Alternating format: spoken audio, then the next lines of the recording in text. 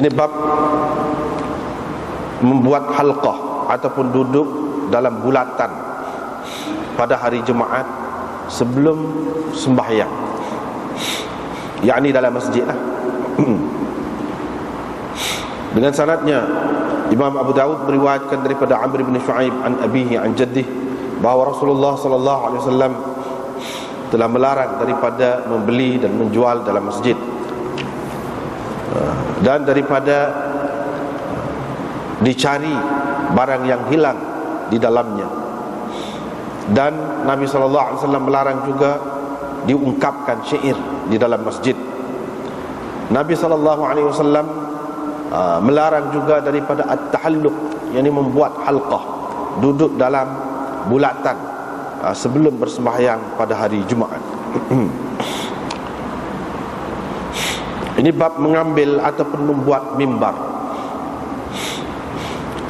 Dengan sanadnya Imam Abu Dawud meriwayatkan daripada Abu Hazim bin Dinar bahawa ada beberapa orang lelaki pergi kepada Sahal bin Sa'ad As-Sa'idi dalam keadaan mereka telah bertengkar berhubung dengan mimbar.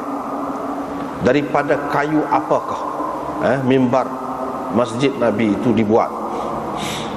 Maka mereka bertanya Sahal tentangnya. Sahal pun berkata, demi Allah, sesungguhnya aku la a'rifu, memang tahu, benar-benar tahu daripada kayu apakah mimbar itu dibuat. Sesungguhnya aku telah melihat mimbar itu pada hari mula-mula ia diletakkan, dan pada hari mula-mula Rasulullah sallallahu alaihi wasallam duduk di atasnya. Rasulullah sallallahu alaihi wasallam telah menghantar seseorang kepada fulanah, yaitu seorang perempuan. Sahal menyebut nama perempuan itu, yaitu engkau suruhlah, ataupun supaya Nabi suruh, supaya engkau suruhlah hambamu tukang itu, yang pandai bertukang itu, membuatkan untukku a'wadan, yakni mimbar daripada kayu, untuk aku duduk di atasnya apabila aku bercakap dengan orang. Maka perempuan itu menyuruh hambanya membuat mimbar itu. Jadi hamba dia itu pun buatlah menggunakan kayu tarfa al-ghabah, kayu tarfa dalam hutan, tidak jauh daripada Madinah. Kemudian dia pun membawa mimbar itu, bawa mari. Perempuan tadi pun menghantar orang kepada Rasulullah sallallahu alaihi wasallam menceritakan kepada baginda bahawa sudah siaplah. Nabi sallallahu alaihi wasallam pun memerintahkan supaya dibawa mimbar itu, dan ia diletakkan di sini. Kata Sahal, aku melihat Rasulullah sallallahu alaihi wasallam bersembahyang di atasnya dengan bertakbir, kemudian rukuk, dalam keadaan baginda berada di atas mimbar itu. Kemudian Nabi sallallahu alaihi wasallam turun dengan mundur ke belakang, lalu bersujud di pangkal ataupun dekat, yakni kepala dia tu sampai dekat kaki mimbar itu. Kemudian Nabi sallallahu alaihi wasallam melakukan pula seperti itu. Apabila selesai bersembahyang, Nabi sallallahu alaihi wasallam berpaling menghadap kepada orang, lalu bersabda, wahai orang ramai, wahai sahabat-sahabatku, sebenarnya aku buat begini supaya kamu mengikut aku dan supaya kamu mengetahui sembahyangku. Dengan sanadnya Imam Abu Dawud meriwayatkan daripada Ibnu Umar bahawa Nabi sallallahu alaihi wasallam apabila telah berumur, telah tua, Tamim Ad-Dari berkata kepadanya, mahu tak aku buatkan untukmu satu mimbar, wahai Rasulullah, yang dapat menampung tulang-tulangmu, yakni dirimu. Nabi SAW menjawab, boleh juga. Fattakhadha lahu mimbaran mirqatain, maka dia pun membuat untuk Nabi satu mimbar yang terdiri daripada dua anak tangga. Bab mawdi'il mimbar, ini bab tempat duduk ataupun tempat diletakkan mimbar. Mimbar tadi diriwayatkan daripada Salamah bin Al-Aqwa' radhiyallahu anhu, beliau berkata, jarak di antara mimbar Rasulullah dengan haid, dengan dinding masjid itu, bahagian ke arah kiblat tu, bahagian menghadap kiblat tu, kaqadri mamarri sya, iaitu kadar boleh lalu kambing ataupun biri-biri. Celah tu sempit je. Bab salati yaumul jumu'ah qabla az-zawal, ini bab bersembahyang pada hari Jumaat, yang ini bersembahyang Jumaat lah, pada hari Jumaat sebelum tergelincir matahari. Dengan sanadnya Imam Abu Daud meriwayatkan daripada Abi Qatadah daripada Nabi SAW bahawa baginda tidak suka bersembahyang pada waktu tengah hari kecuali pada hari Jumaat. Dan baginda bersabda, sesungguhnya neraka dipanaskan, dinyalakan, dipanaskan kecuali pada hari Jumaat. Abu Daud berkata, hadis ini mursal. Mujahid lebih tua daripada Abil Khalil, dan Abul Khalil tidak pernah mendengar apa-apa hadis daripada Abi Qatadah. Ini bab tentang waktu Jumaat. Dengan sanadnya Imam Abu Daud meriwayatkan daripada Anas bin Malik, beliau berkata, Rasulullah SAW selalu bersembahyang Jumaat apabila matahari telah tergelincir. Dengan sanadnya Imam Abu Daud meriwayatkan daripada Salamah bin Al-Aqwa' lagi, beliau berkata, kami selalu bersembahyang bersama Rasulullah SAW Jumaat, kemudian kami selesai mengerjakan sembahyang itu dalam keadaan dinding-dinding rumah tidak lagi mempunyai bayangnya. Diriwayatkan daripada Sahal bin Sa'ad, beliau berkata, kami selalu tidur ataupun berehat pada waktu tengah hari dan makan pagi selepas Jumaat. Selepas Jumaat, yakni pada hari Jumaat. Itulah beberapa bab kita baca malam ni. Masih lagi berkenaan dengan cerita Jumaat ni. Jumaat ataupun sembahyang Jumaat ataupun pada hari Jumaat tu, ataupun apa-apa yang berkait lah dengan sembahyang Jumaat dan hari Jumaat tu. Jadi bab yang kita baca malam ni mula-mulanya iaitu membuat halqah ataupun bulatan, duduk bulak, bulak likung gitu, likung bulak gitu, buat bulatan, bulak gitu duduk, bulak. Itu orang panggil tahalluq, duduk dalam bentuk bulatan. Pada hari Jumaat sebelum bersembahyang. Sebelum sembahyang tu maksudnya sebelum sembahyang Jumaat di sini. Sebab kita duduk bincang tentang Jumaat ni. Dengan sanadnya Imam Abu Daud meriwayatkan daripada Amr bin Shu'aib, daripada ayahnya, daripada datuknya.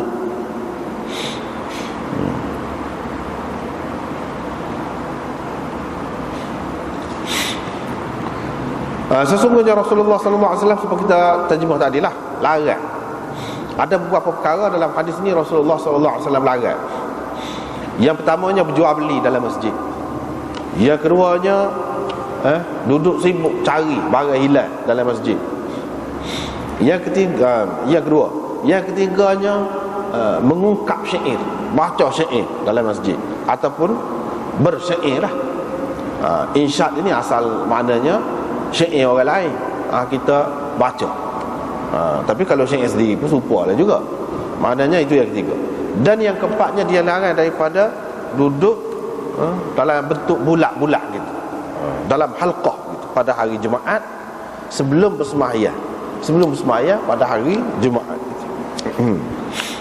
Di sini ada beberapa perkara. Yang pertama, sebelum pergi lebih jauh, kita selalu berjumpa lah dalam kitab-kitab sunan ini riwayat an Amr bin Shu'aib an abihi an jaddi. Jumpa sama dalam Tirmizi, dalam apa-apa ada hal ini. Tapi dalam Bukhari, dalam Muslim tak ada lah. Tak ada.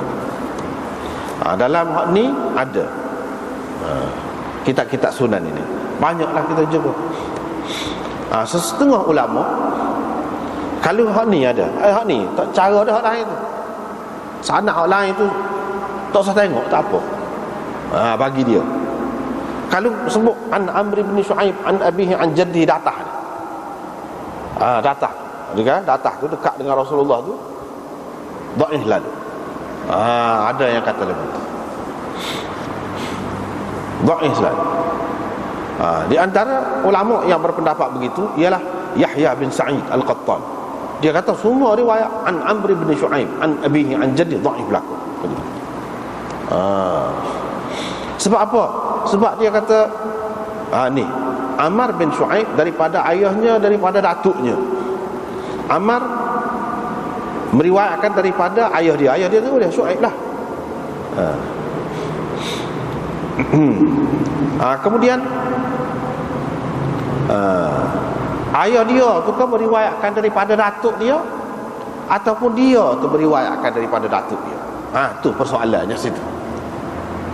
Dia tu maksudnya Ammar tu lah. Kalau dia meriwayatkan daripada datuk dia, bermakna datuk dia tu namanya Muhammad.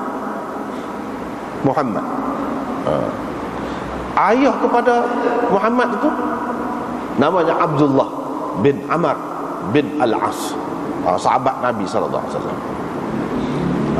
Tapi kalau kita kata datuk dia tu, yakni ayah dia tu ambil daripada datuk dia.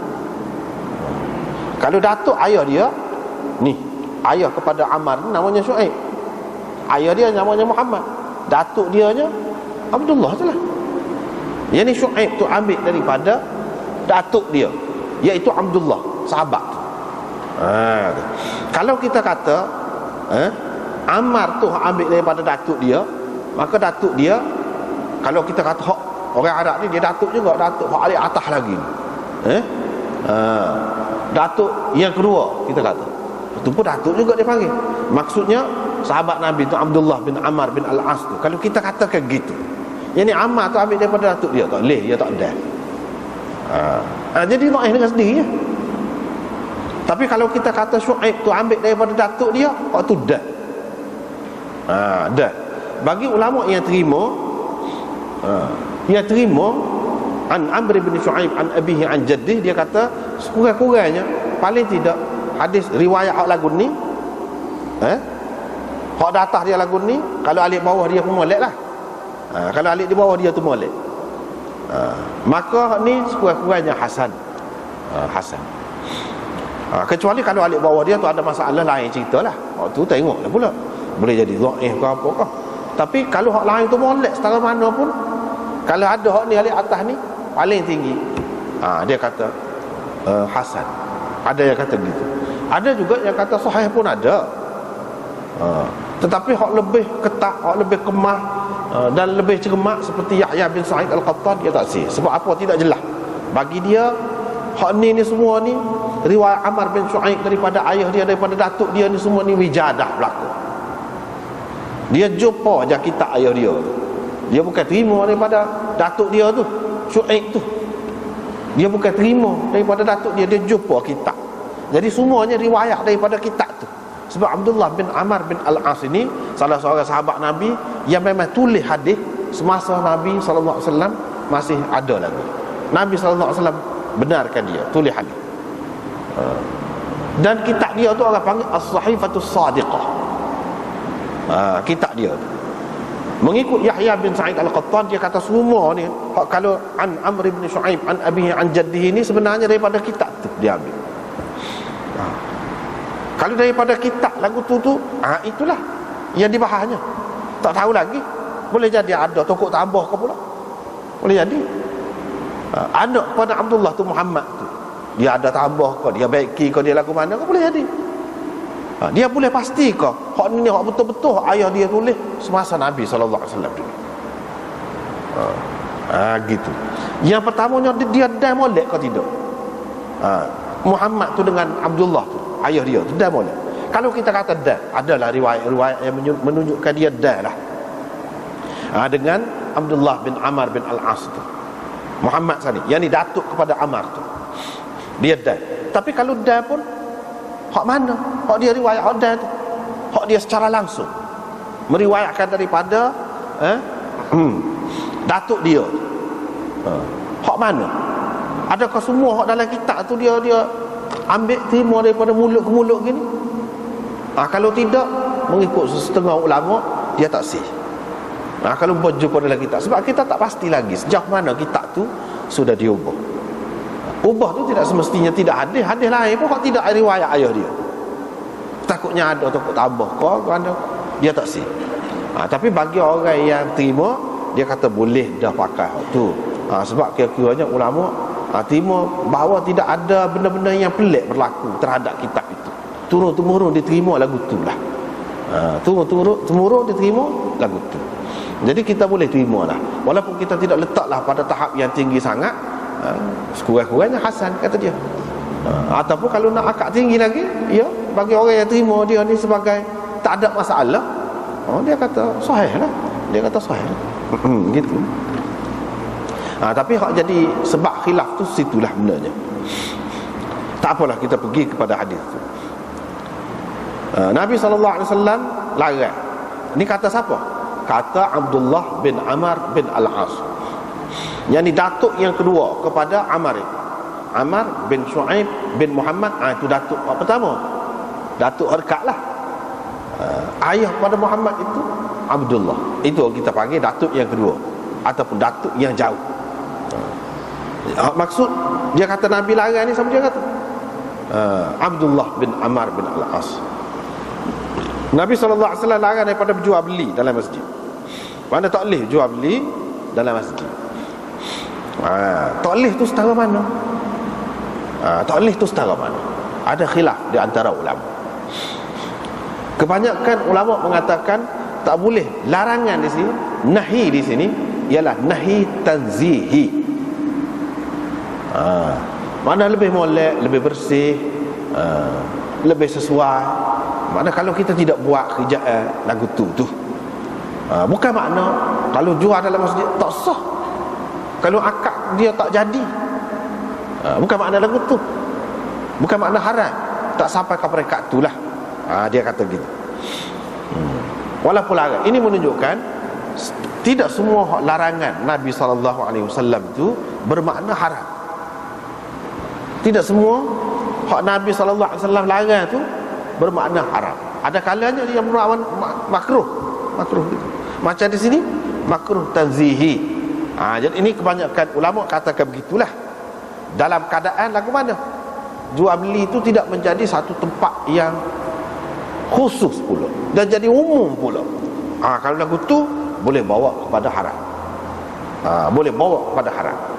Kalau tidak sampai gitu, misalnya akad saja, barang itu tak ada situ, ataupun tidaklah ada satu tempat yang khusus, yang tetap, dan tidak pula ramai buat lagu tu, jarang-jarang je. Lagu tu tak apa. Misalnya kita kata ini nak mengajar kitab ni, pada tu kitab tu dia edar dalam masjid tu lah, dijual dalam masjid gitu lah. Bukan semua. Pada ketika tu mudah, takkan nak tubik masjid, susah jadinya.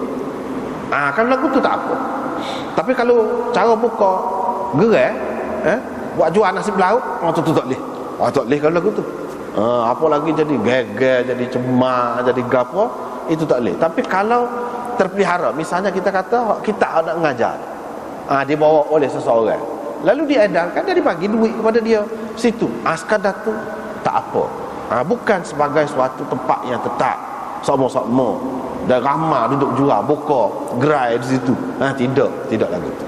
Tapi kalau sampai ke peringkat jadi umum dan jadi geger, tidak sesuai dengan masjid, maka tak boleh. Boleh jadi haram. Tapi kalau sekadar gitu je, paling tinggi dia makruh tanzihi, paling tinggi.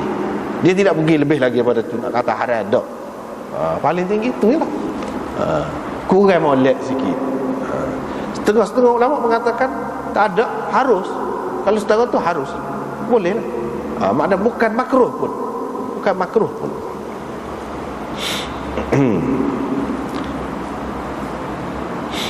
Ijma' ulama mengatakan, ini kata Iraqi, kalau seseorang itu dia sudah akad dalam masjid, dia tidak harus membatalkannya. Tak boleh muka tadi akad tadi dalam masjid, padahal barang itu tak ada dek pun. Lepas pada tu masjid tu barulah buinya, barulah serah ataupun akad saja, tidak boleh dibatalkan, tidak harus. Itu kira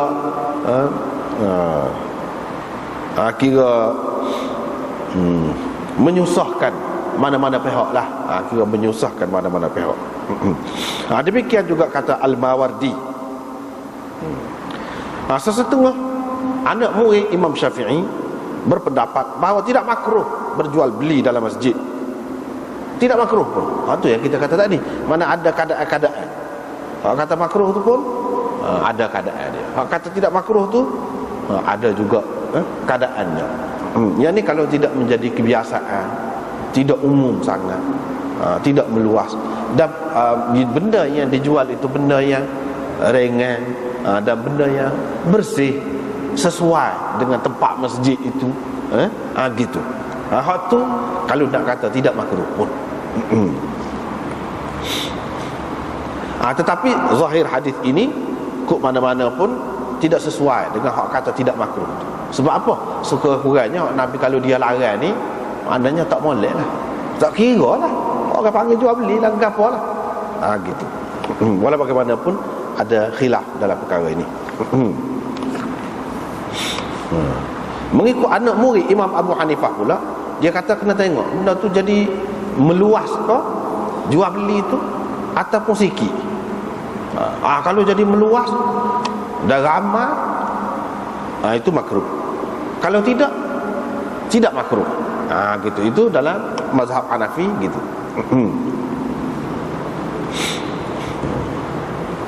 Kalau jadi seperti pasar, seperti kedai ataupun ada gerai yang khusus, maka itu tak boleh.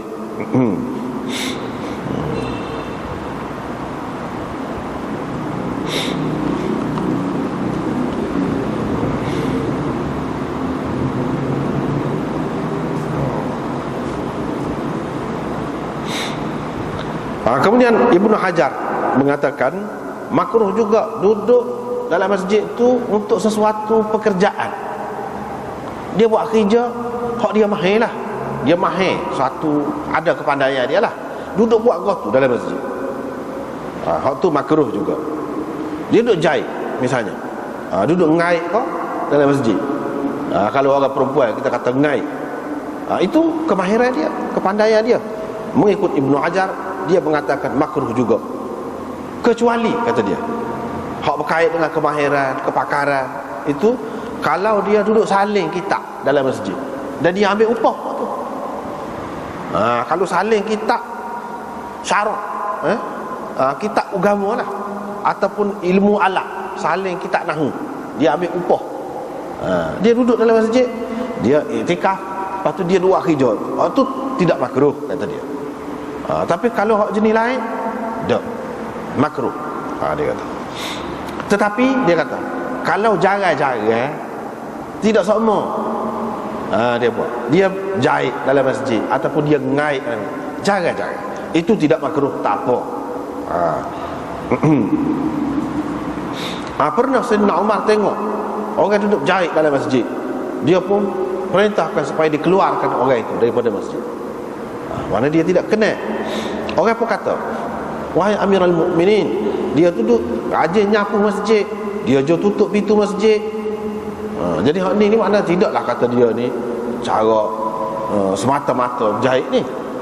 Umar kata, aku telah mendengar Rasulullah sallallahu alaihi wasallam bersabda, jannibu sunna'akum masajidakum.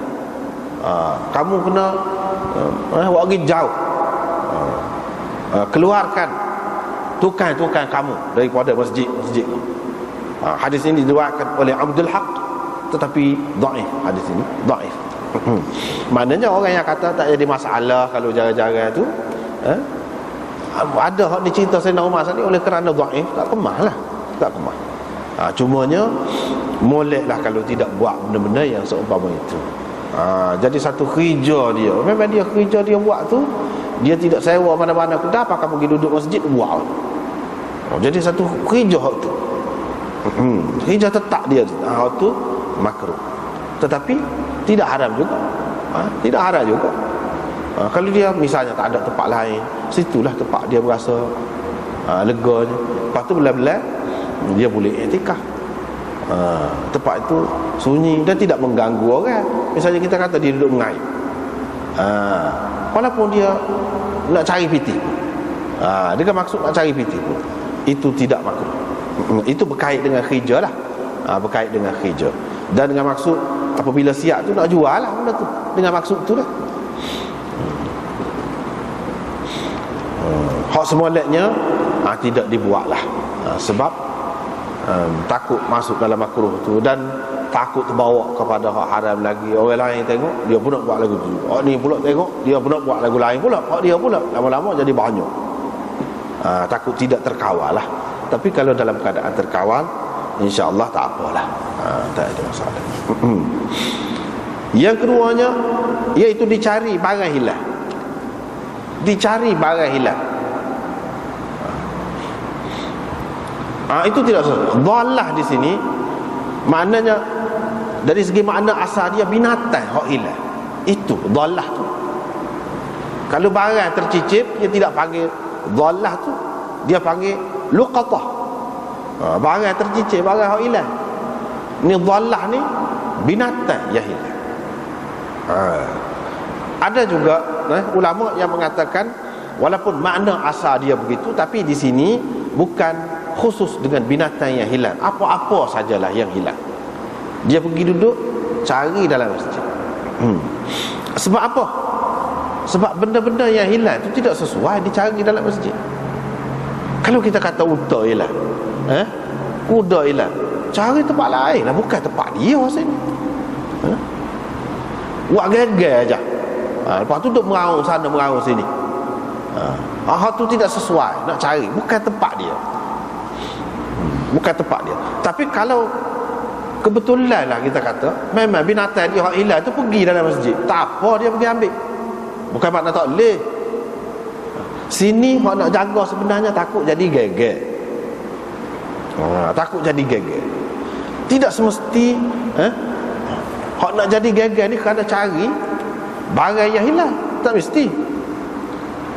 Setengah-setengah tu kalau alik kampung lah kita kata, alik kampung masjid, dia tidak berapa reti adab masjid tu. Gegar cakap kubah dia lah, lembu dia lah, tu pun termasuk, bukan makna cari, tidak cari, tapi doa ya kubah dia, lembu dia, orang nak sekian-sekian sikit ribu. Hak kita gini kata dia, hak kita 3,000, hak ni kata kita 2,000. Tak ada pasal, tu makna tak boleh kecek kosir lah. Cari barang yang hilang tu maksudnya dunia lah, kerana dunia. Tak boleh.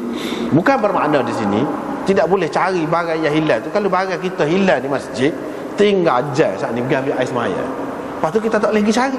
Tak, bukan makna lagu tu. Dan Tok Bila ke apa, Tok Iman ke apa, tak boleh royak orang sebab takut masuk dalam hadis ni. Tidak makna begitu. Kalau ada barang hilang, orang bawa pergi kepada Tok Iman ataupun kepada Tok Bila, Tok Siak atau siapa ke, tak kira lah, dia boleh royak tu. Beberapa kali royak ada sama-sama barang hilang, itu tidak termasuk dalam hal ni. Hal ni maksud sebenarnya takut geger. Takut geger.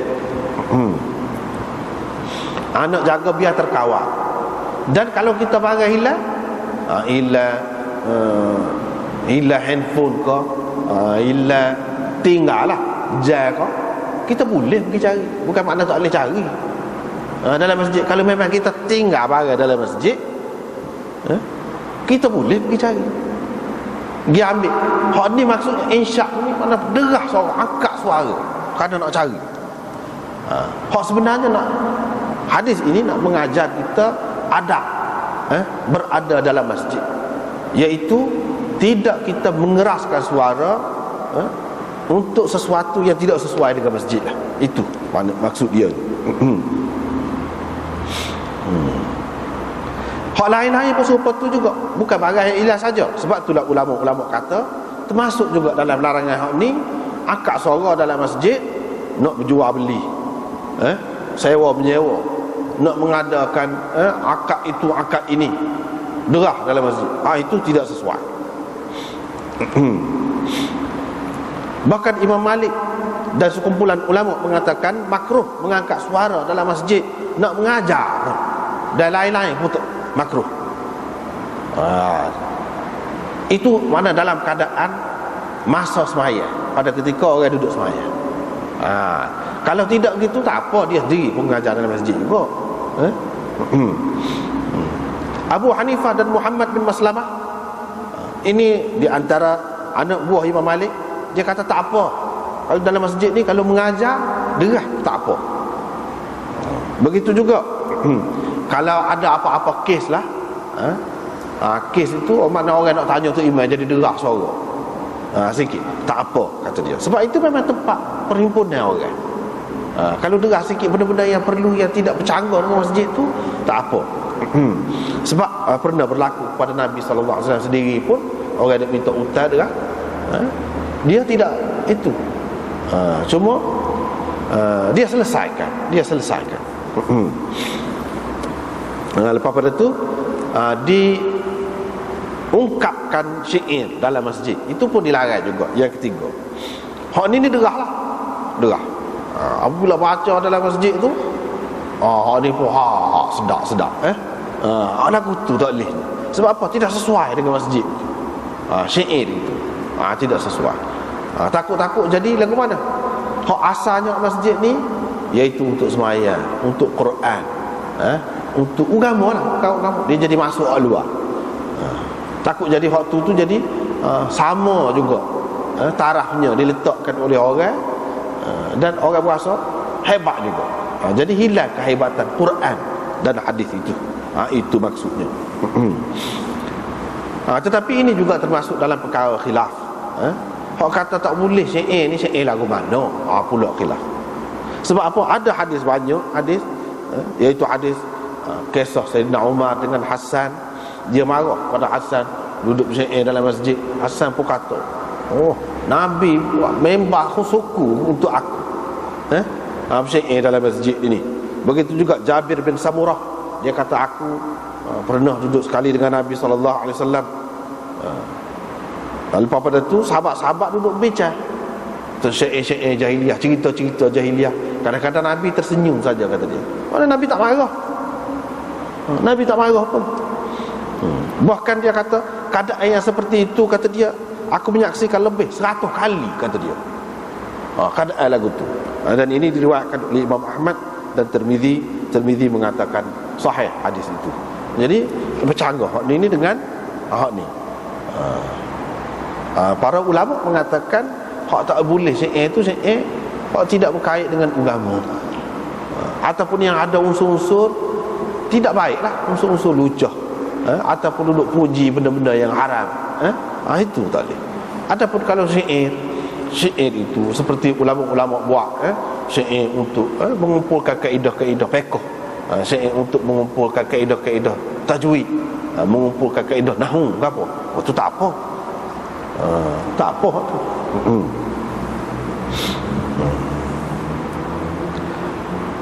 Ataupun mereka mengatakan hak hadis hak kata larang tu maksudnya makruh saja. Dan hak hadis hak menunjukkan boleh tu mana harus. Bukan makna lebih molek buat dalam masjid, cuma boleh dalam masjid sekiranya tidak bercanggah dengan kesucian masjid itulah. Ada yang mengatakan begitu.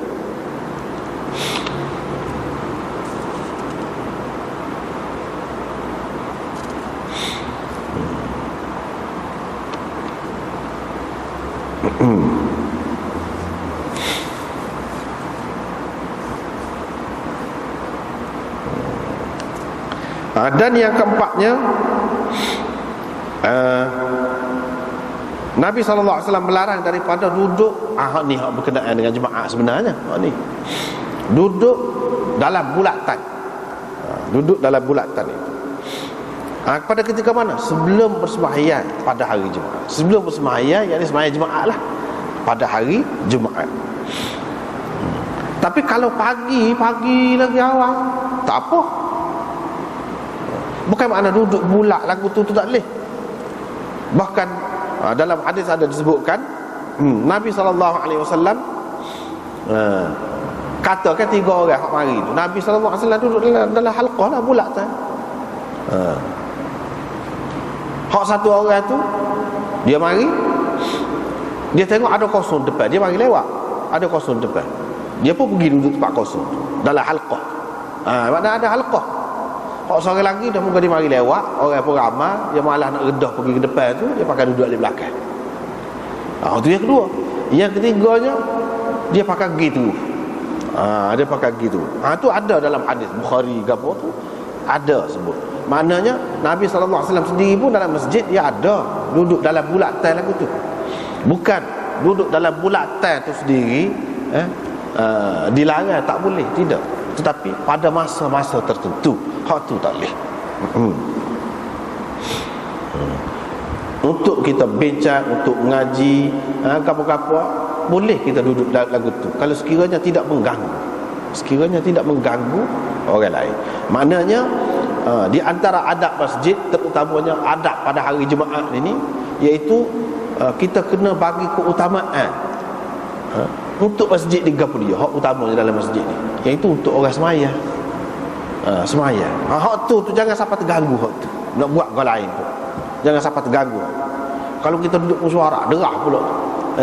Orang duduk sembahyang, jadi terganggu. Hak tu pun tak boleh.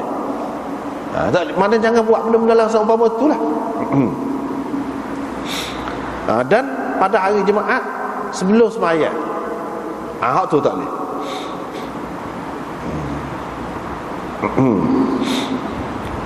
Hak tu tak boleh. Ataupun buat halqah, ataupun tidak buat halqah. Kalau nak bincang masalah dunia, hak tak ada kena mengena dengan agama. Kalau nak perang dengan orang kafir bincang, itu bukan dunia tu lagu tu. Bukan dunia, hak tu agama. Hak tu maksud dunia ni semata-mata dunia lah, tak ada kena mengena dengan agama tu. Hak tu hak tak boleh. Itu memang tidak harus, tak kira lah dalam halqah ke tidak halqah ke, tak boleh berlaku hak tu. Tidak nanti halqah.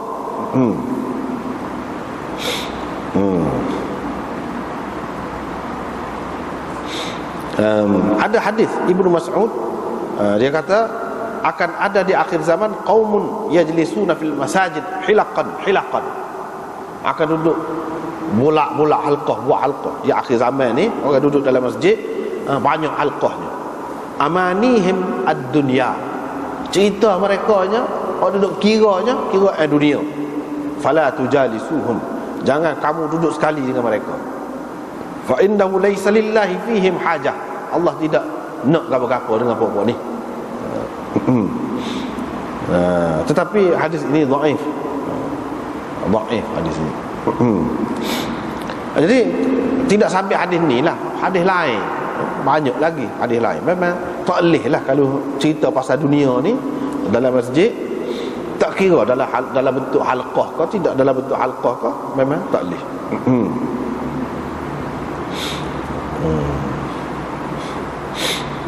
Apa ulama-ulama mengatakan apa yang tak bui duduk halqah sebelum sembahyang Jumaat tu apa?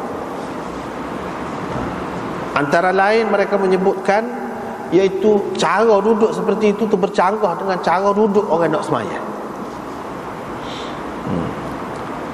Jadi kalau orang mari nak sembahyang tu boleh jadi kalau kita kata duduk depan, bahagian depan, bahagian sah pertama, sah kedua, dia duduk situ.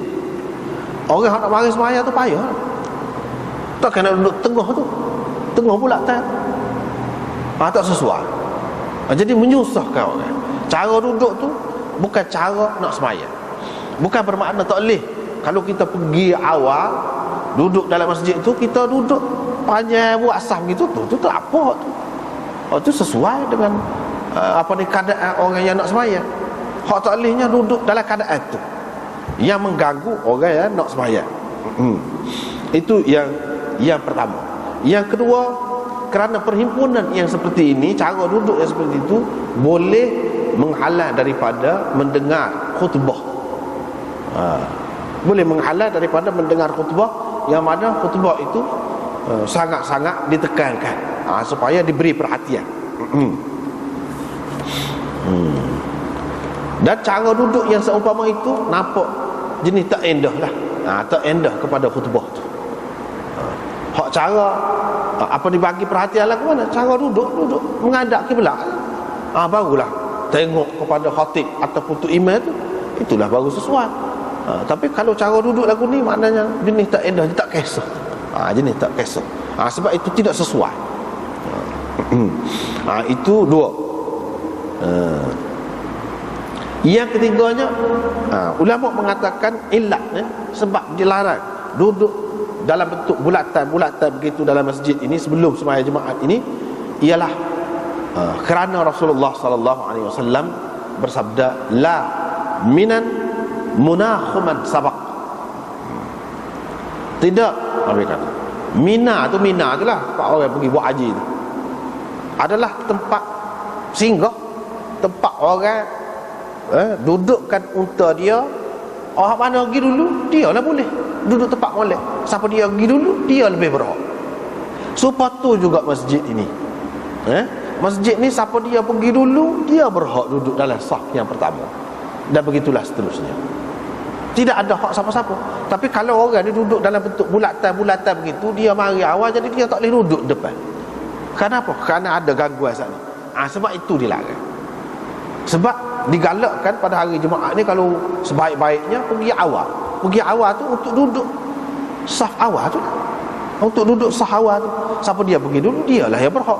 Itu hak dia, tempat dia, jadi gitu. Tapi cara duduk yang seumpama tadi, dia menghalang orang yang berhak daripada mendapat haknya.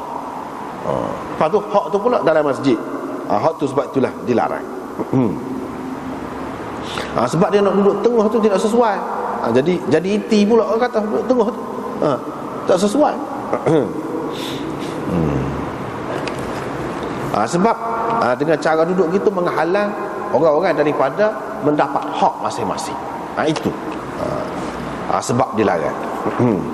Walau bagaimanapun, ini tidak, larangan ini tidak merangkumi semua masa. Sebab itulah dalam hadis di sini dia kata sebelum sembahyang pada hari Jumaat. Tapi kalau tidak sebelum sembahyang, jauh lagi daripada waktu sembahyang, tak ada siapa dia pun pergi, tak apa. Dan kita duduk dalam halqah tu lebih baik, lebih sesuai. Lebih sesuai kalau untuk nak bincang, untuk gapo. Tak apa. Kalau yang pentingnya tidak mengganggu hak maksud asal masjid itu, iaitu orang nak sembahyang, orang nak gapo. Dengan sebab itulah mengajar ataupun mengaji Quran qadrah sangat dalam masjid ni memang tak boleh, ulama larang. Bahkan ada yang mengatakan haram. Sebab apa? Sebab hak utama kepada dia dalam masjid, orang nak sembahyang.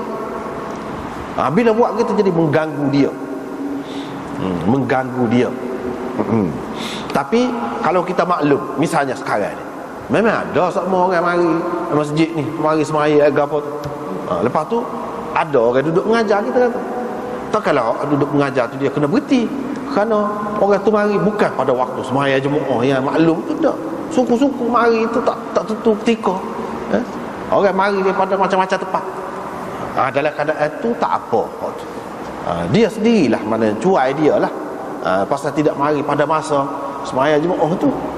Dan dia sendirilah kena cari tempat yang tidak mengganggu dia, asalkan masih dalam masjid. Sebab pada ketika itu tidak ada masalah sah-sah gapo ni. Sah-sah dia pada ketika sembahyang Jumaat tu.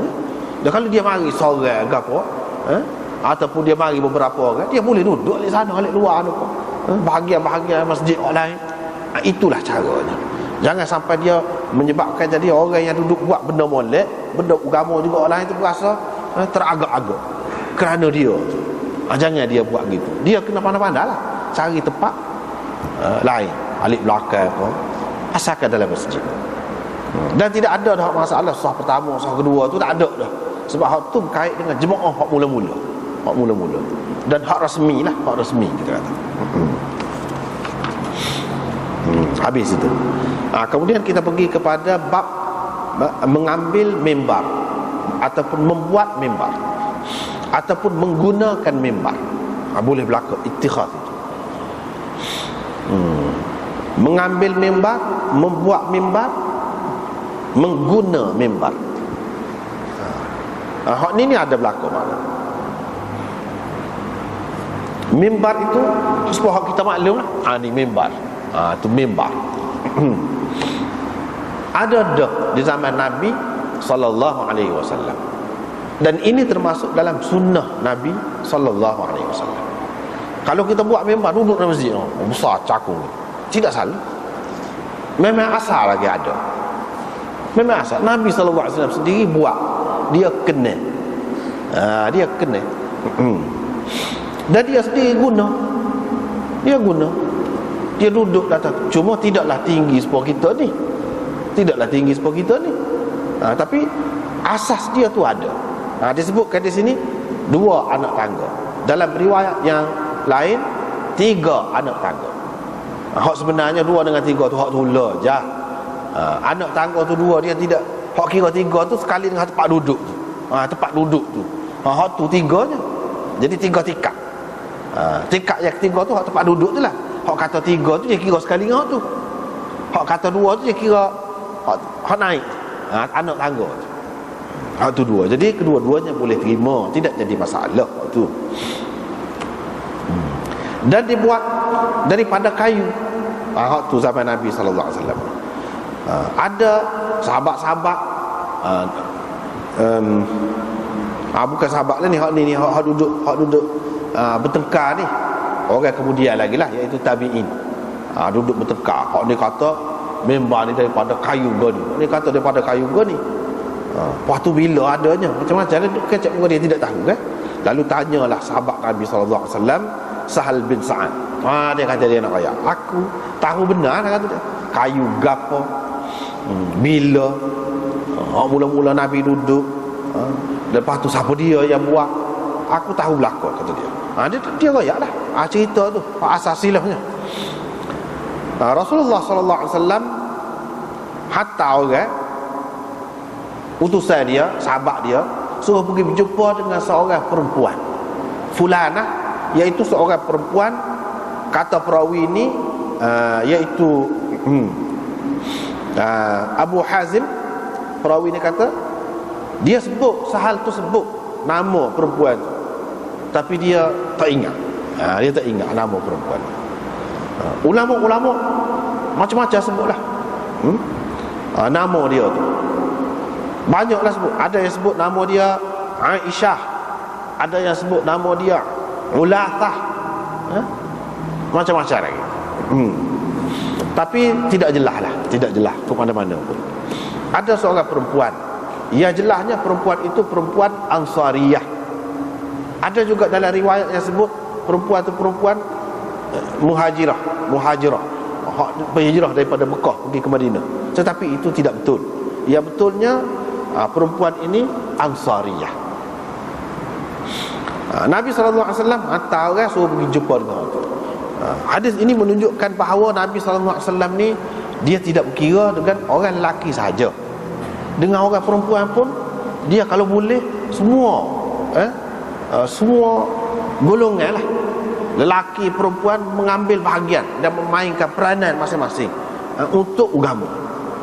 Kalau dia fikir ni perempuan ni boleh buat, dia hantar orang perempuan, hantar kepada orang perempuan tu. Misalnya di sini dia suruh minta perempuan itu suruh tukar hamba dia hak pandai bertukar, hamba dia hak tukar tu. Jadi hamba perempuan tu ada seorang hak pandai bertukar, suruh buat kayu lah, tempat duduk. Jadi awadan itu kayu tu, maksudnya mimbar lah di sini. Sebab itulah dia buat dalam tajuk tu ittikhadil mimbar. Jadi awadan itu maksudnya mimbar lah. Untuk dia duduk di atas tu bila kecil. Bila kecil. Dia sebenarnya peranan sokmo-sokmo pun dia ada ni. Orang perempuan ni banyak main peranan. Zaman Nabi dulu pun ada. Cuba tengok sini. Kalau zaman kemudian ni banyak. Umpamanya di Mekah, madrasah Saulatiyah yang kemudiannya dikenali dengan Jamiah Khairiyah. Siapa kelan ni ada orang hebat-hebat. Situ tu lahirnya. Dia pengasas dianya seorang ulama India, Maulana Rahmatullah Kiranwi, hak buat kitab kritik Kristian. Dia pergi sana, dia buat. Tapi siapa dia? Sponsor dia, hak duduk di belakang dia, yang membiayai nak buat sekolah tu dulu. Satu sekolah tu perempuan, nama dia Saulat. Sebab tu nama madrasah Saulatiyah. Sempena nama perempuan, madrasah Saulatiyah. Ramai lahir ulama-ulama daripada situ.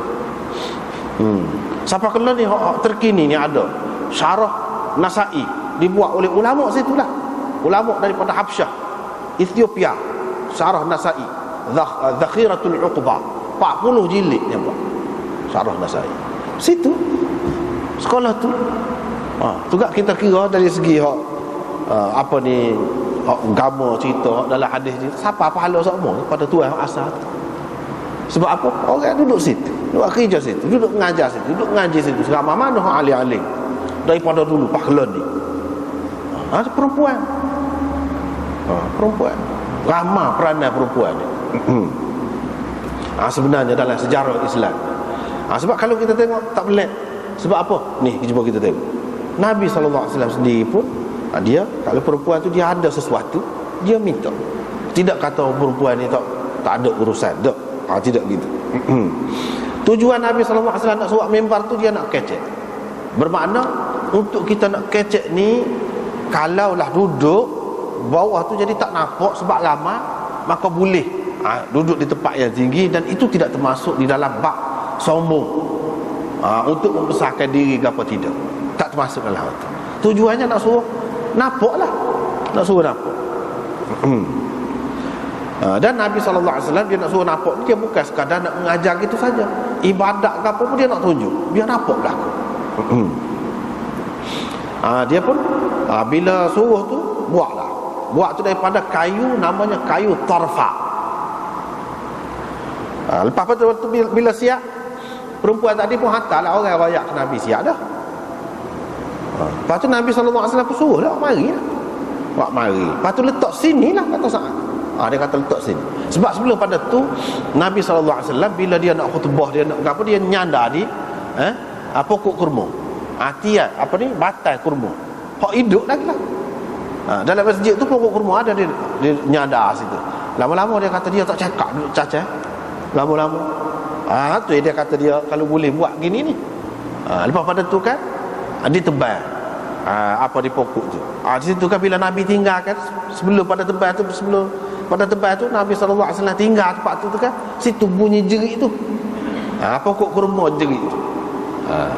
Dan itu sebagai salah satu mukjizat Nabi SAW. Nabi SAW pergi tepuk-tepuk, dia senyap. Tu cerita. Lepas pada tu dia duduk di atas mimbar. Aku tengok Rasulullah SAW sembahyang. Jadi dia mimbar itu bukan dia duduk untuk bercakap saja, berucap saja, tidak. Dia sembahyang pun dah tu juga. Pelik juga cara Nabi SAW. Pelik. Kalau kita mungkin tak buat lagu tu kita, dan mungkin tak perlu pun buat lagu tu. Mungkin tak perlu. Ada juga orang kadang-kadang tak perlu pun dia nak tunjuk Nabi pernah buat lagu tu, padahal tak ada apa-apa keperluan pun. Kalau buat lagu tu pada royak jelah, tak payah buat. Tak payah buat lagu tu. Jadi ada juga sunnah yang Nabi buat, tapi tidaklah kata molek kita buat lagu tu sekiranya tidak ada keperluan semasa kita tu, walaupun sunnah.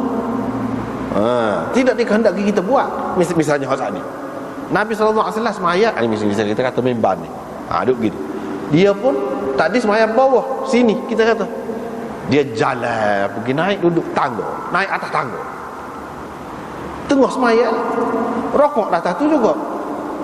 Bila dia nak sujud, dia hundur. Dia tidak, dia pun hundur, turun pula ni, baru dia sujud. Sujud tu kira-kiranya kepala dia tu dekat dengan kaki anak tangga tu. Situ dia sujud. Lagu tu lah dia buat. Sampakah akhir semaya. Pada tu dia royak. Dia kata sebenarnya aku buat lagu tu supaya kamu boleh tu aku. Jadi nampak dah ramah kan. Apabila dia duduk tempat tinggi lebih nampak. Jadi bukan semasa nak mengajar atau semasa nak berucap saja. Untuk semaya ni pun dia nak tunjuk juga. Biar nampak lagu mana cara. Padahal kita kata kalau tidak tunjuk gitu pun masalah lain boleh tengok juga. Tapi boleh jadi ada pada ketika tu orang-orang yang jarang mari ataupun daripada jauh ke, dah sekadar berjalan lagu tu tidak membatalkan sembahyang. Banyak perkara lah pada ayat ni. Banyak perkara boleh belajar daripada hadis ini. Dan supaya kamu ta'lamu salati, mengetahui sembahyang aku, ataupun lita'allamu salati. Jadi buat satu tak, litata'allamu, supaya kamu belajar sembahyang lagu mana cara sembahyang. Maknanya kalau kita berjalan sekadar itu tidak batal lagi sembahyang. Misalnya kita sembahyang dalam rumah kita, dekat pintu lah, dekat pintu. Pintu tu jauh situ. Kita duduk sini, orang pun ketuk pintu. Kita pun pergi jalan buka. Tak apa, tak batal lagi sembahyang lagi. Tak batal lagi. Molek tu. Kita tidak nak cara molek tak molek. Nak cara tak batal. Sah sembahyang. Lepas tu begitu juga saat ni. Kalau untuk orang lain, molek kau dia buat lagu. Tidak. Tapi kalau ada maksud, tak apa. Dan tidak mengelirukan orang. Misalnya Nabi SAW pernah sembahyang tengah hari dekat Zuhur. Mana sembahyang Zuhur dia baca derah kan? Nabi baca derah. Ada. Tapi kita lah ni, dah bukan Nabi pernah baca derah, kita nak baca derah kata untuk apa? Dia baca derah tu dia nak suruh orang di belakang dia tahu bahawa yang dibaca ni gapo dia. Yang dibaca tu gapo dia. Tapi tak ada pula siapa dia. Kau ulama kata dah, tengah hari boleh juga sembahyang baca derah. Sebab tadi dia buat tadi ada maksud. Kalau maksud tu sudah orang faham dah, tak perlu lah buat. Walaupun sunnah pun. Lagu tu caranya. Faham sunnah tu, kalau tidak jadi dah Nabi buat gitu, kita nak buat gitu kata padahal kita boleh royak. Takut jadi keliru lah. Bukan orang kata pula ajaran dia sembahyang Zuhur baca derah. Padahal dia pun kata memang ada Nabi kata. Padahal tak ada seorang pun ulama kata lagu tu tengah hari kat sembahyang baca Quran. Kalau Nabi buat gitu tu ada ketika. Dan itu untuk mengajar orang alik belakang. Dia baca gap. Takut-takut orang kata, mungkin orang fikir takutnya baca gap lain. Tidak Fatihah.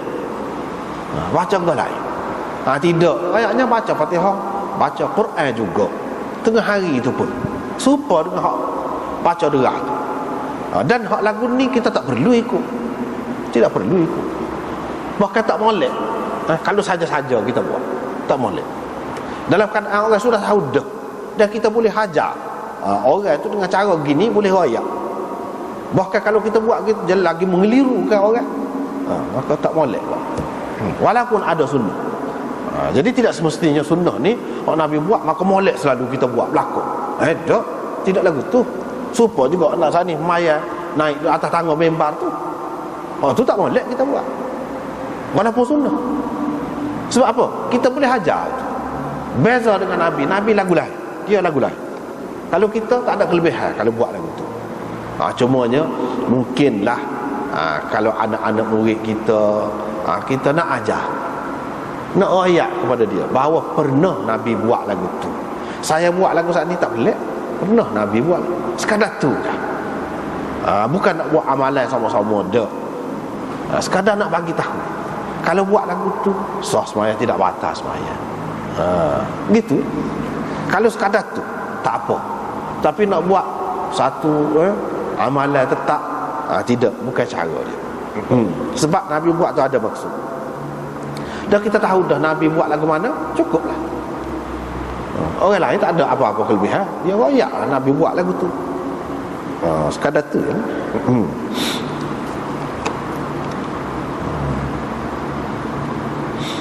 Dalam periwayatan Ibnu Umar selepas ni, bila Nabi sallallahu alaihi wasallam badana, ada yang baca badana, ada yang baca baduna, tetapi hak lebih banyaknya badana.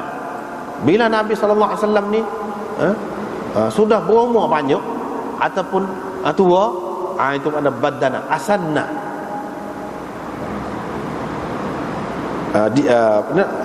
Tamim Ad-Dari pun kata kepada dia, nak kau tidak wahai Rasulullah, kalau saya buat mimbar, saya buat mimbar.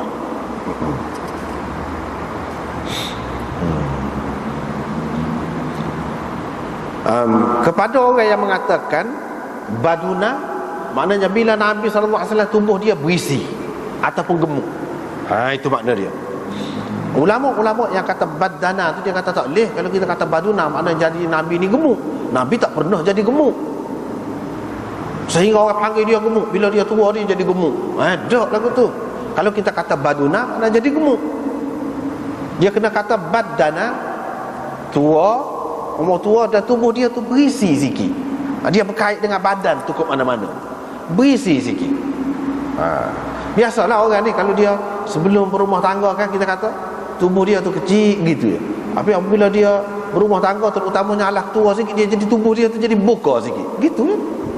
Hak ni pun setara tu, bukan gemuk. Nabi SAW tak pernah jadi gemuk, tak pernah. Tak pernah.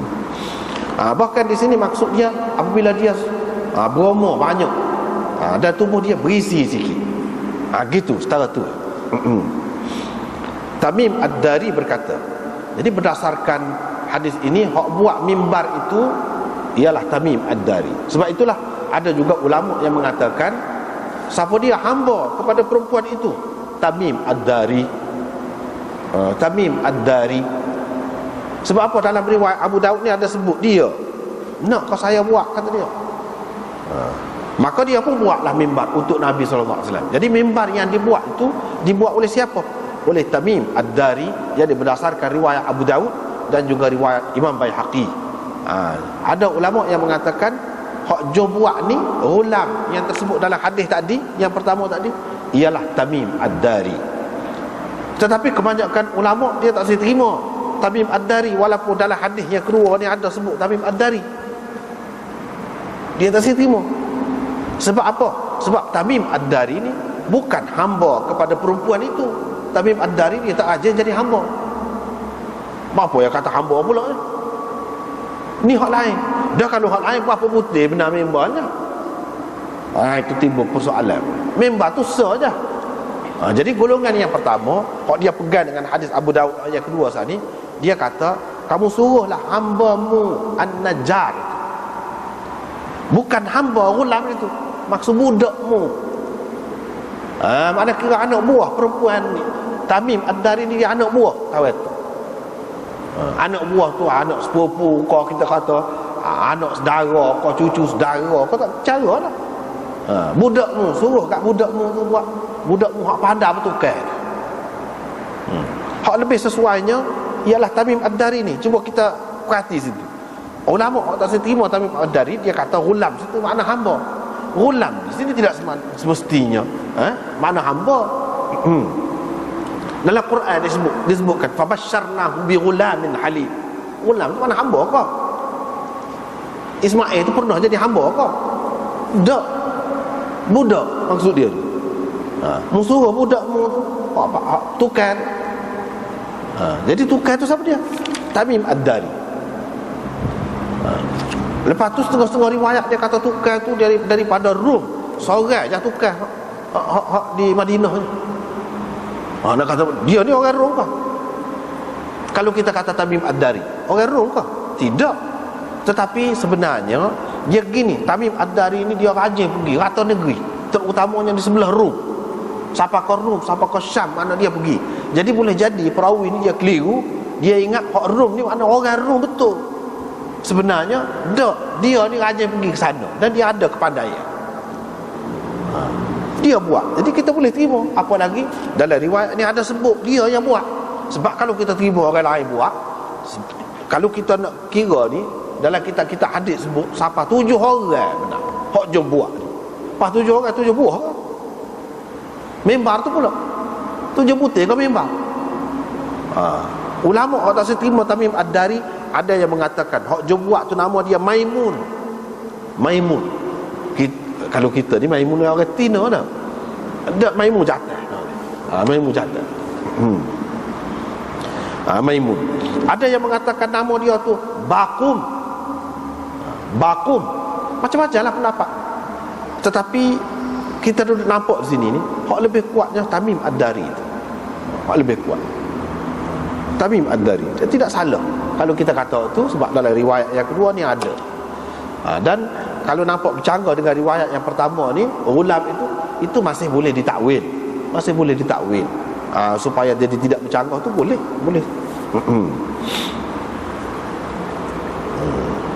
Ada 7 pendapat tentang hak buat mimbar ini.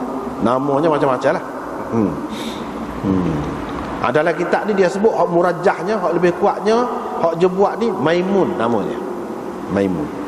Tetapi kalau berdasarkan riwayat Abu Daud dan riwayat Baihaqi, tak ada sebut Maimun. Tetapi yang disebutnya Tamim Ad-Dari. Lebih sesuainya kita kata Tamim Ad-Dari. Kemudian dia buat ni begitulah. Mana tiga tingkat. Yang ketiga tu tempat duduk dah lah. Begitulah di zaman Nabi sallallahu alaihi wasallam. Lepas pada tu, di zaman pemerintahan Sayyidina Muawiyah, Marwan yang menjadi gubernur di Madinah, dia tambah 3 lagi tangga. Alah ke bawah. Mana tinggi, alik atas tinggi lah, alik belakang tu. Tangga ni dia tambah alik bawah. 3 lagi. Jadi semuanya jadi 6 anak tangga. Daripada situ kita tengok boleh ubah ni, benda-benda yang seumpama ini boleh diubah suai. Daripada kayu kita nak buat semi misalnya. Asalnya Nabi buat kayu, kita nak buat semi. Kita nak marmar ke apa ke, boleh, tak jadi masalah. Daripada 3 tangga kita nak buat lebih lagi, tidak jadi masalah. Sebab apa? Kalau tak boleh, sahabat-sahabat ramai lagi pada masa tu, mesti dia bantah. Ni tidak bantah. Sebab apa? Perkara-perkara ni dia boleh berkembang. Boleh berkembang. Tidak jadi masalah. Mengikut setengah-setengah riwayatnya, dia kata sebelum pada tu sudah ada tambah dah. Sebab tu yang Marwan berani tambah tu. Sebelum pada tu ada tambah dah. Di zaman Sayyidina Abu Bakar dia tambah so. Di zaman Sayyidina Umar dia tambah so gitu. Tambah so gitu. Tetapi kalau mengikut riwayat disebutkan di sini, Marwan tu buat, mana tambah 3 jadi 9 semua sekali. Gitu. Kemudian hak 9 ni begitulah berterusan. Beberapa lama. Berabad-abad lama. Kalau baiki pun baiki gitulah, baiki gitu je. Tak ada ubah. Tetapi apabila tiba tahun 954, itu dalam sejarahnya disebut, yang disebutkan oleh Ibnu Najjar dan lain-lain. Tahun 954 masjid Nabi itu terbakar. Maka terbakar sekalilah mimbar Nabi sallallahu alaihi wasallam tu hak asal. Hak dibaiki-baiki. Lepas pada tu pakai buat lain. Tak ada lah hak asal. Sekat tu itu cerita mimbar tu je. Sekat tu. Sebab hangus berlaku. Ini cerita ni dan yang seumpama ini menunjukkan kesan-kesan peninggalan Nabi ni, dia serupa orang lain juga. Serupa orang lain juga. Benda-benda dunia ni. Misalnya kita kata pakaian dia, tidaklah kita kena percaya ataupun didapati dalam kenyataannya bahawa tidak lusuh ke, misalnya. Tidak. Dia boleh buruk, boleh lusuh, boleh rusak. Misalnya mimbar dia tu boleh terbakar. Tidak kata Nabi ni dia pelik jadi lagu lain, terpelihara. Tidak. Benda-benda tu benda dunia. Benda dunia yang boleh binasa. Begitu juga Quran zaman Nabi tu ada sahabat-sahabat punah dia jadi macam-macam lah, gitulah. Ada yang hangus, ada yang jadi buruk, jadi reput dan sebagainya. Peninggalan-peninggalan dia tu lah itulah. Ada yang pecah gelah dia misalnya, jadi pecah, kemudian pecah terus kan, pakai buang gitu kan. Jadi serupa dengan orang-orang lain jugalah. Tidak kata perkara-perkara lagu ni hak dia tu berbeza daripada orang lain, tidak. Tidak.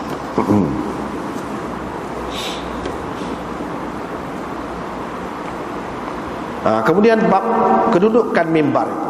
Kedudukan mimbar mengikut Salamah bin Al-Aqwa. Dia kata hak depan ya. Hak ni kita kata di mimbar ni, ujung dia tu dengan dinding. Ujung tu dengan dinding. Dinding ke arah kiblat. Setara tu ya, bukan luas sangat. Maknanya kalau orang nak masuk di kot tu payah, tak muat lah. Kot tu rapat tu, rapat dengan dinding sebelah depan. Rapat tu setara mana? Kalau boleh muat pun kadar biri ataupun kambing yang lalu kot celah tu, setara tu dah. Dan hak ni semua ni kita tidak perlu terikat. Memanglah berlaku begitu.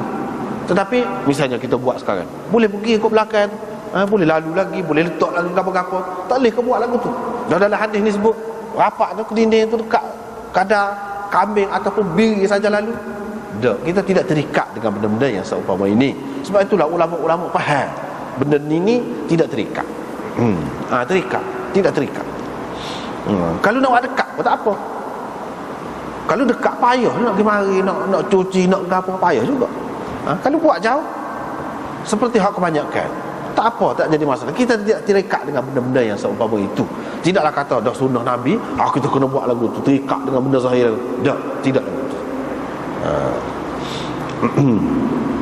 Cuma daripada hadis ni kita dapat tahu hak kedudukan, hak asalnya. Adapun kemudian setelah dibaiki masjid gapo gitu gini, tidak jadi lagu tu dah. Tidak jadi lagu tu dah. Para ulama faham, ya tak ada keliru masalah lagu ni. Kemudiannya boleh lalu, boleh gapo, jauh lah, luah lah pun lepas pada tu. Tapi kira hak asal, kita boleh tahulah sejarah dia. Semasa tu sekadar tu jaruan dia.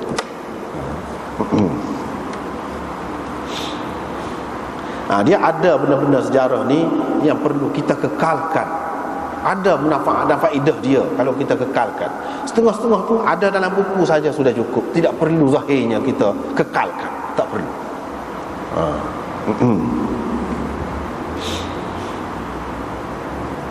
Misalnya ni sa'i tu, tempat sa'i. Kalau hak dulu mana ada jalan lagu tu. Kesenangan, selesanya dengan kapal. Hak maksudnya tak suruh pergi mari situ je. Bukan maksud kena panah, kena dengan pasir dia je, dengan batu dia, barulah jadi sempurna. Tak ada siapa kata begitu. Dengan sebab itu kalau kita hilangkan rupa hak asal tu, buat dalam bentuk lain, tidak jadi masalah. Tetap diterima ibadat kita. Sebab hak naknya pergi mari tu. Di antara Safa dan Marwah, hak tu hak naknya. Bukan rupa hak asal tu yang dikehendaki. Tak. Dengan sebab itu ulama pindah, dia baiki, tidak jadi masalah, lebih selesa kan. Kalau tidak ada orang sakit dalam keadaan ramainya, macam-macam penyakitnya, boleh jadi terdedah kepada banyak bahaya. Kalau kita kekalkan dalam rupa hak asal semasa Nabi SAW duduk buat dulu, lagu mana, jadi tidak perlu. Itulah kedudukan benda-benda sejarah ni, lagu itulah. Cuma kita kena ada dalam catatan tu asalnya lagu mana. Asalnya lagu mana. Sekadar tu lah, supaya ni lah juga. Tidak mesti kita setiap kali apabila buat mimbar di mana-mana masjid kita kena kekalkan rupa ni. Tidak begitu. Kemudian babus salah yaumal jumu'ah qabla az-zawal. Sekat tu lah. Wallahu a'lam.